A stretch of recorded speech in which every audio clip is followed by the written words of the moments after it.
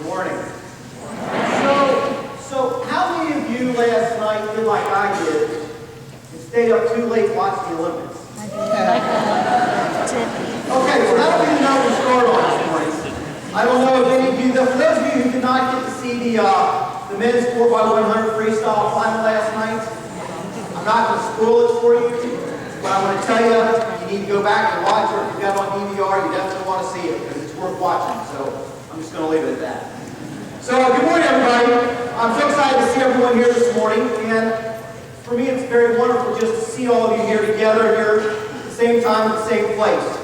I want to welcome everyone to Campbell County Schools for the open of the 2016-17 school year. My name is David Rust, and I'm your new superintendent. I've had the honor of speaking with and meeting many of you over the course of the first 2 months, and I very much look forward to meeting as many of you as I can over the course of the coming year. I'm going to share 3 focused phrases with you this morning, and I want to use them to drive our work throughout this year. They are whatever it takes, rigor, engagement, and growth, and cross the line. The first one is whatever it takes. Everyone in this room has heard this before, right? We know what it means, correct? Hopefully. So let's start with our current status. As I mentioned in my letter back to you at the beginning of July, we are a high-performing district. We're the 4th highest-performing district out of the 16 districts in northern Kentucky, and we're 21st in the state of 173 districts. Now let's consider this for just a moment. Those outperforming us right now regionally are Fort Thomas, Beechwood, and Walton. I don't know what you know about those districts, but their students aren't wanting for very much. 2 of those districts have pre-reduced lunch percentages under 20%. Those students, as many of us know, they get their social and emotional needs met, their nutritional needs, their health, their shelter needs, and finally, their academic needs met every day. Heck, I would venture to guess that many of them would learn in spite of the teaching going on in those classrooms. My point is, our students have needs, and you have been doing whatever it takes to meet our student needs. So just a little bit of background on me. I have worked in schools and in districts serving families with very high needs. I've witnessed students who come off the bus mad because of an altercation at home with a parent or from on the bus with siblings or peers. I've seen many students who do not learn because they're more concerned about where their next meal is coming from or where they may sleep tonight. I've done home visits where I've encountered that cat urine smell that is created from the cooking of crystal meth. I don't know if you've ever smelled it before, but you will never, ever forget it. That smell, it permeates their clothes, their backpacks, and sometimes even their lockers. I've been in schools, both newer and older, that weren't properly maintained. Light bulbs out, tiles missing both from the ceilings and the floors, bathroom stalls with face are falling down. I've seen adults ignore students and not meet their needs. All of these things have a huge impact on how students learn. I'm here to tell you that you have been making a difference. This school district has made enormous strides in the past 5 to 10 years to improve academic performance. I have to tell you that the best teacher in the world makes absolutely no difference if a student is not in the right mind to learn, if their physical, emotional, or social needs are not being met. They won't learn even with the best teachers and the best prepared lessons. I know that this team before me has been meeting student needs, and students are learning. This has been a team effort to do whatever it takes. Drivers, bus monitors, teachers and paraeducators, Frisbee coordinators, counselors, nurses and cafeteria workers, clerks and secretaries, custodians and administrators, coaches and volunteers, those of us in central office and in maintenance. You have made a difference. I also want to pause here, and we must thank our board members as well. I have Mr. Mason sitting up here with me this morning. They provide the resources, and they lay the foundation for student success. They are Mr. Mason, as I mentioned, Ms. Janice Winbigler, Ms. Kim Fender, and Dr. Ted Williams. I want to ask that you please thank them whenever you have an opportunity to see them, and thank Mr. Mason today. They do a thankless job and have done a tremendous job over the years for those students here in Campbell County. The next phrase I want to speak to you about is my regs. I call them my regulations. They are rigor, engagement, and growth. And this serves as my mantra, and you will hear it often. I think the principals and directors have already heard me talk about these on at least 2 or 3 occasions already. So, we're in this place in the district right now where great strides have been made. We are a distinguished district. Our kids are getting what they need for the most part. But we still have novice performers. We still have students who are struggling to read. We still have students who don't know their math facts. What I've asked of principals and directors, and want to ask of you, is to push students with rigor. Rigorous texts, rigorous tasks, and rigorous tests. We must meet students where they are and challenge them, all of them. What is rigorous for one child may be easy for another, and vice versa. Therefore, we must know our kids, where they are, know what they need, and push all of them, while continuing to do whatever it takes to meet their needs and support them every day. I want to clarify that the consideration of rigor is primarily my expectation of teachers. Engagement and growth, however, this is an expectation for every employee and every student in the district. I want to challenge each of you to engage with your students, with parents, with your co-workers, and with supervisors. I challenge you to keep from checking out. Whether you're a driver, cafeteria worker on the serving line, or an administrator, how are you engaging with students and your work on a daily basis? For drivers, are you greeting every one of your kids when they enter the bus in the morning? Are you touching base with school folks upon arrival when you notice that something isn't quite right with a child? For teachers, how are you engaging with your students, and how are they engaging with each other and the content of your lessons? And growth.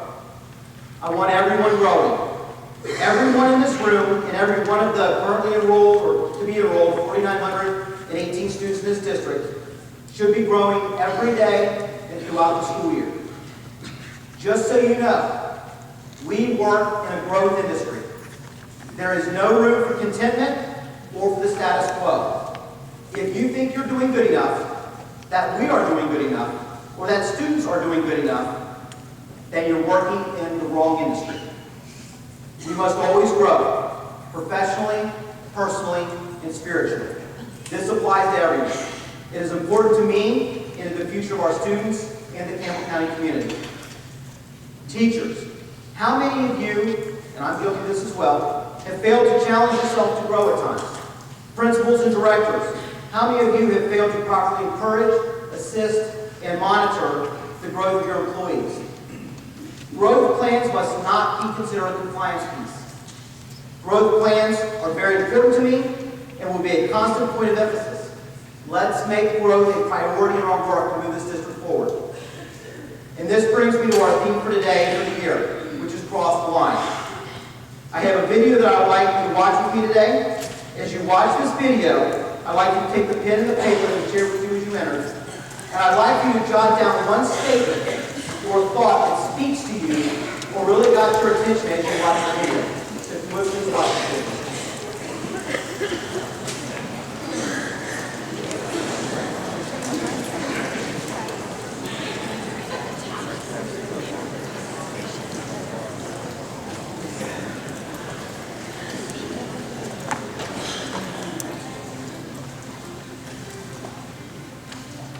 With everything, there's a line. On one side of the line, there's a greater chance for good things to happen. This is where you'll find people like Steve Jobs, who created Apple, or Oprah Winfrey and Dave Matthews, or Bill Gates and Nelson Mandela, Eleanor Roosevelt, all those people you admire. On the other side of the line, there's less of a chance for good things to happen. And with each line, you've got a choice. You want to cross the line, and you don't. You want that better chance for those good things to happen. Better results, better relationships with colleagues and customers, more opportunities where you settle with the lesser chance. It's your choice. Seems simple, right? But you know there's going to be setbacks and challenges that in the short run might make it seem like you can't cross the line no matter what you do. But those setbacks Those challenges, they might be just the lessons that help you in the long run, making you stronger and better prepared for the more difficult, more important challenges you'll face in the future. But it's going to be hard to remember that during those tough times. You see, during those tough times, you'll just see that line. It might seem like a wall, but it really is just a line you want to cross. But you've got to decide, you've got to make that choice. But then there's going to be those people who decided they'd rather not cross the line and they'd like it if you didn't either. And unfortunately, sometimes those people might be your colleagues or friends. Maybe they'll sprinkle in a little doubt or withhold a little encouragement at just the right time, or even encourage you to do the wrong thing. Maybe they'll be less subtle about it and just step directly in your way. And then every once in a while, there's going to be you and that inner voice that'll try to tell you that you're not that special and that hitting that certain goal or making something exceptional happen. Those things are for other people, you know? What are you thinking? Setbacks, other people, ourselves, these are real challenges. Ultimately, though, the biggest challenge is going to be whether or not you choose to put in the work, the effort to cross the line, giving you that better chance at everything great that you hope to accomplish in your lives. Just like those people you choose to admire. I'm encouraging you to make that choice right now, the choice to cross the line for yourselves and the people around you. Because in the long run, if you do, you'll enjoy so much more of your life. How? How do you cross the line? Number one, choose to commit. Make that choice to go beyond mediocrity or average results. Approach your work and other opportunities with the intent to succeed and to learn. Two, work hard. Good things are rarely easy or cheap. Real effort and intention are the fundamentals behind everything. There are no quick fixes. There are no silver bullets. You want to earn your results and push yourself more often than not. That's how you create something special, and that's what you want. And remember, sometimes it is the small things that can have the biggest impact on results. You know, think about this. At 211 degrees, water is hot. At 212 degrees, it boils, and with boiling water comes steam, and with steam, you can power a train. Just one extra degree can make all the difference. Be 212 and push things that extra degree. The third point to crossing the line, focus. Eliminate distractions, minimize your exposure to negative people, thoughts, and things that don't serve that intent that you have to succeed. Time moves quickly and you can't get it back. Take good care of it. The more life experience you get, the more you'll understand this. Learn and embrace it as soon as you can. And finally, be resilient. Learn from your mistakes and challenges and remember your choice to cross the line and make good things happen for yourselves. I understand all of this is not easy, but it is simple, and it's up to each of you. You are ultimately responsible for your results, regardless of challenges, regardless of difficult people, regardless of what some of your colleagues and friends might tell you. It's time to cross the line. Are you ready?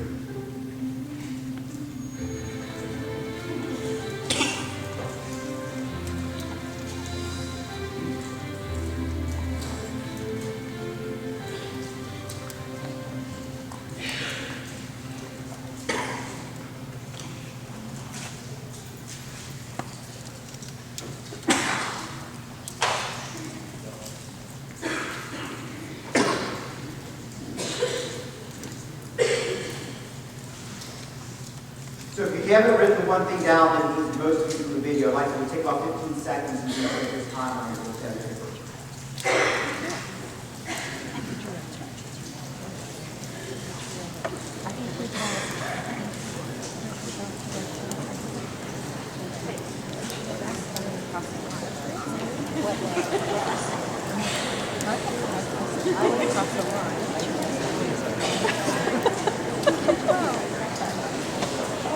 Everybody got something? Okay, so this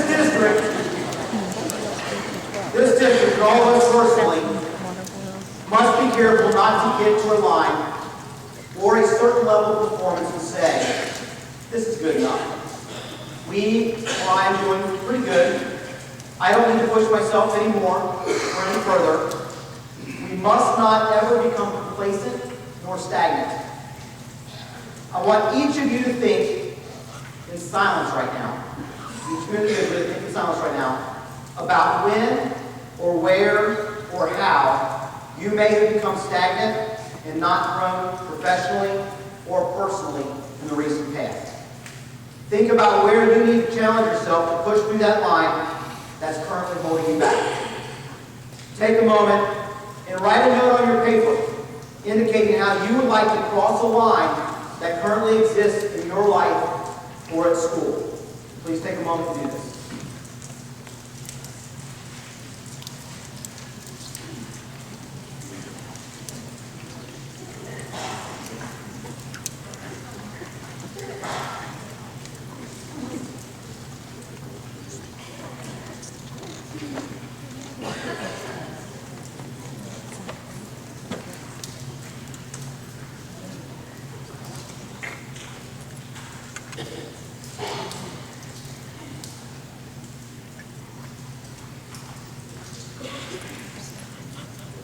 Got the paper and pen and not push it work. Okay, what I'd like for you to do now is I'd like for you to share with the person next to you. Talk about what line exists in your life. Have a quick conversation about how you might cross that line. What steps might you take? Jot down some notes as you talk.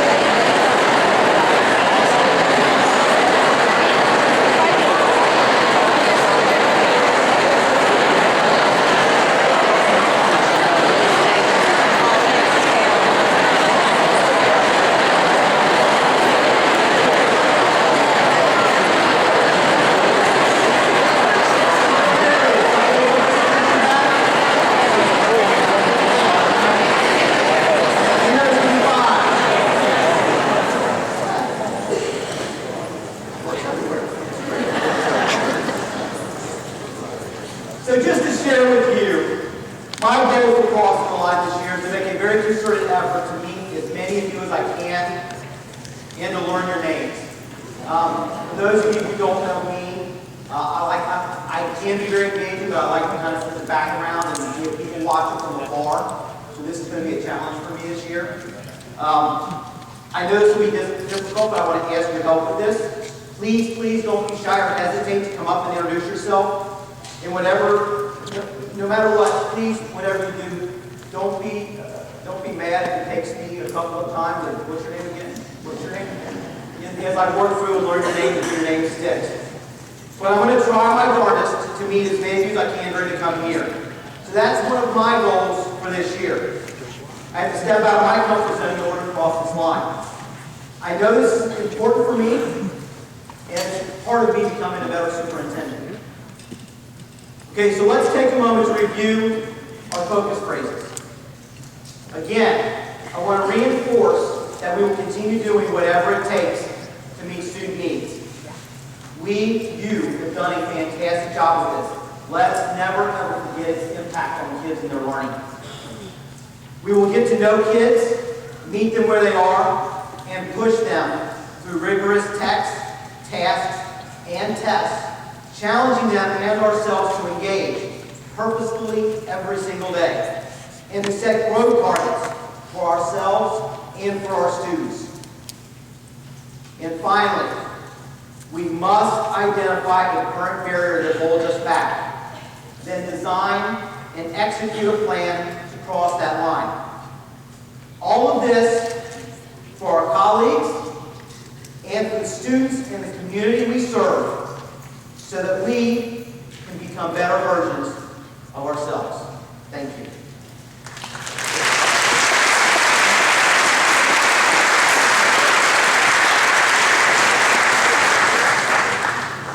At this time, I'd like to ask Mr. Mason to please step down to the front, if you would, with Associate Superintendent Dr. Shelley Wilson, Assistant Superintendent Mr. Joe Berkeley, to assist you with recognizing employees who have reached one of the 5-year anniversaries of their service in the district. I would also like to call to the podium, I'd like to call to the podium and introduce Ms. Diana Heidelberg, our Human Resources Director, who will announce the service pin recipients and their years of service. Does that work?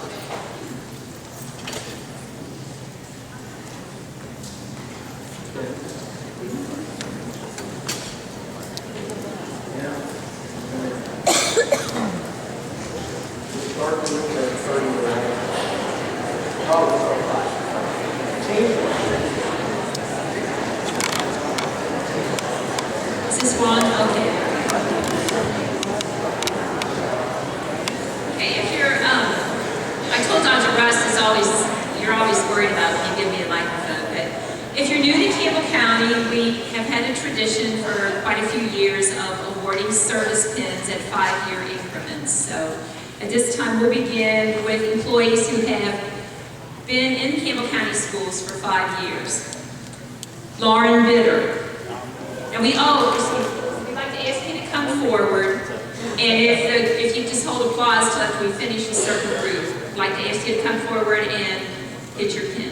Thank you. Lauren Bitter, Josh Boggs, Melissa Bagasto, Lee Cullum, Melissa Day, Alex Evans, Rob Fryman, Ryan Goss, Larry Goopser, Gwen Haywood, Doug Hines, Sandra Howard, Jennifer Kaufman, Allison Clyde, Julie Kuhnheim, Stephen Lickert, Dean Murata, Paisley McDowell, Christine O'Brien, Michelle Ott, Angie Perkins, Renee Ratliff, Joey Reed, Janet Robertson, Joan Singleton, Angela Stacy, Trish Sullivan, Elizabeth Thornton, Amy Walsh, Brett White, Leslie Yowns, Mark Mann,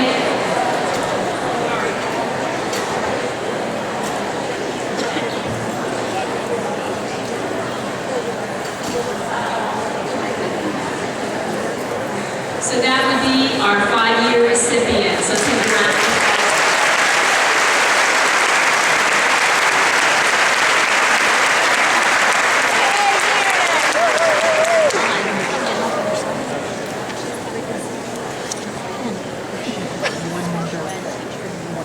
Next would be our 10-year recipients. Probably not.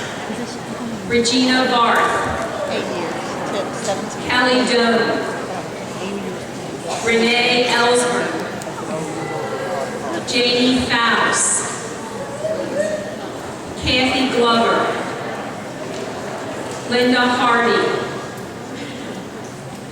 Judy Hayter, Josh Huff,